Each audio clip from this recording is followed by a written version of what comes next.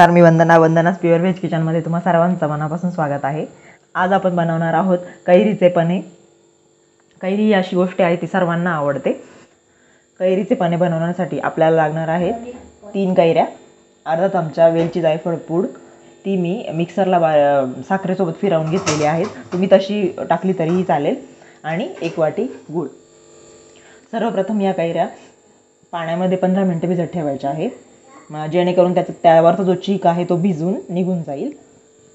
आता कैऱ्या ज्या आहे आपण स्वच्छ 2 ते 3 पाण्याने धुवून घेतल्या, तसेच हा वरचा चीक हा व्यवस्थित धुतला, आणि आता आपण आहे ना याचं हे जे देठ आहे ना हे सगळे काढून घेणार आहोत, जेणेकरून जो चीक आहे तो आपल्या पन्यामध्ये उतरणार नाही।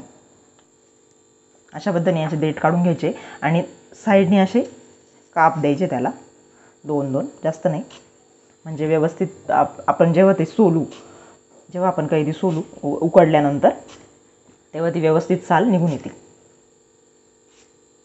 आता अशी काप करून घेतल्यानंतर आपण ते कुकरला लावणार आहोत। आता कैऱ्या ज्या आहेत त्या आपण 1 ग्लासभर पाण्यामध्ये उकडून घेणार आहोत कुकरमध्ये। याच्यात साधारण आपल्याला 2 ते 3 शिट्ट्या घ्यायच्या आहे। अशा पद्धतीने आपले कुकरचे 2 फुल शिट्ट्या झालेले आहे आणि एक आपण वाफ घेतलेली आहे। आता आपण कुकर ओपन करून बघूया। बघू शकता तुम्ही एकदम छान पद्धतीने आपल्या ज्या कैऱ्या आहेत त्या उकडलेल्या आहेत। आता ह्या एका चमच्याच्या सहाय्याने काढून घ्यायच्या बाहेर। कैरी उन्हाळ्यात भरपूर प्रमाणात मिळते आणि कैरी जी आहे इम्युनिटी बूस्टरही आहे, म्हणजे आपली इम्युनिटीसुद्धा वाढवते, तसेच डायजेशन सुधारण्यासाठी सुद्धा ही कैरीची मदत होते। तसेच कैरीमध्ये विटॅमिन सी, ए आणि फायबर मोठ्या प्रमाणात असते। तसेच आपल्या शरीरामधलं डिहायड्रेशन जे आहे ते कमी करण्याचं काम कैरी करत असते। आता आपल्याला यावरचं कैरीचं साल जे आहे ते काढून घ्यायचं आहे। भरपूर गरम आहे हे, तर आपण सुरीच्या साहाय्याने हे काढून घेऊ। तुम्ही चमच्याच्या साहाय्याने काढू शकता, असं काही नाही। अशा प्रकारे आपण कैरीवरची साल काढून घेतलेली आहे। आता आपण हे जे साल आहे यामध्ये जो गर आहे तो थोडाफार जो गर आहे तो काढून घेऊ। अशा पद्धतीने काढून घ्यायचा आहे आणि कोळीपासूनही गर पूर्णपणे वेगळा करायचा आहे। आता हा 1 वाटी पल्प आहे, यामध्ये आपण 1 वाटी गूळ टाकणार आहोत, तसेच अर्धा चमचा वेलची पावडर। आता हे व्यवस्थित आपण मिक्स करून घेणार आहोत। आता हा पल्प, गूळ आणि वेलची पावडर जे आहे ते काही लोक मिक्सरमध्ये बारीक करतात, तर तसं केलं तरी चालतं, पण त्यामुळे या पन्याचा कलर आहे तो थोडा चेंज होतो।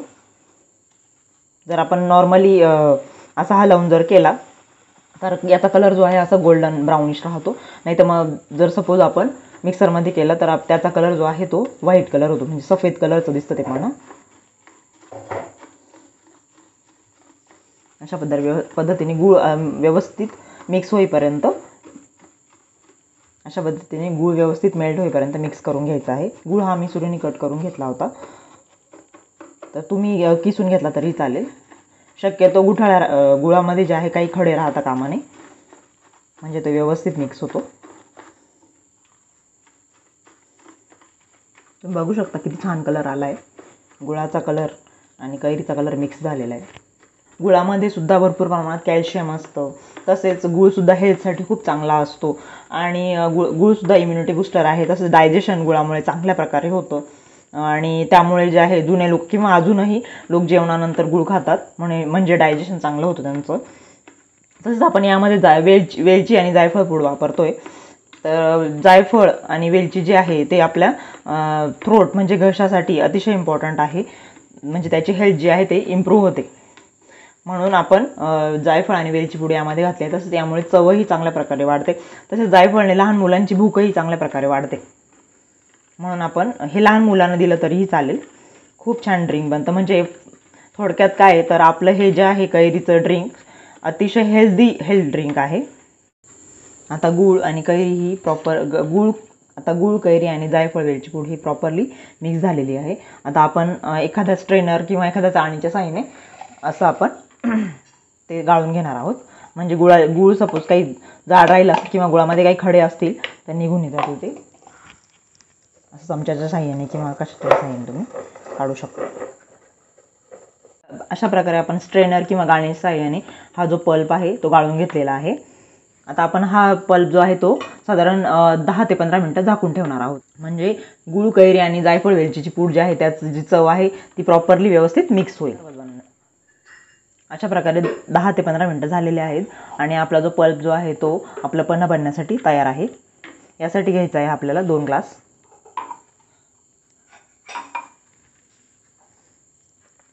आणि या ग्लासमध्ये आपण साधारण 2 ते 3 टेबलस्पून पल्प ओतून घ्यायचा आहे.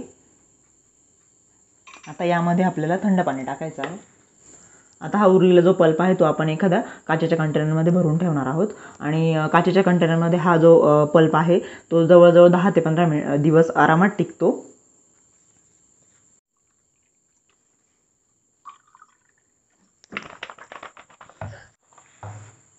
आता हा पल्प जो आहे तो पाण्यामध्ये व्यवस्थित मिक्स करून घ्यायचा आहे.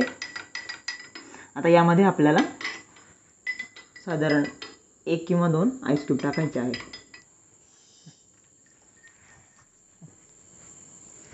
अशा पद्धतीने आपले कैरीचे पन्हाची टेम्पटिंग रेसिपी बनवून तयार झालेली आहे. तुम्ही ही रेसिपी घरी नक्की ट्राय करा. तुम्हाला नक्की आवडेल आणि आवडल्यास चॅनलला लाईक, शेअर आणि सबस्क्राईब नक्की करा. Thanks for watching my video.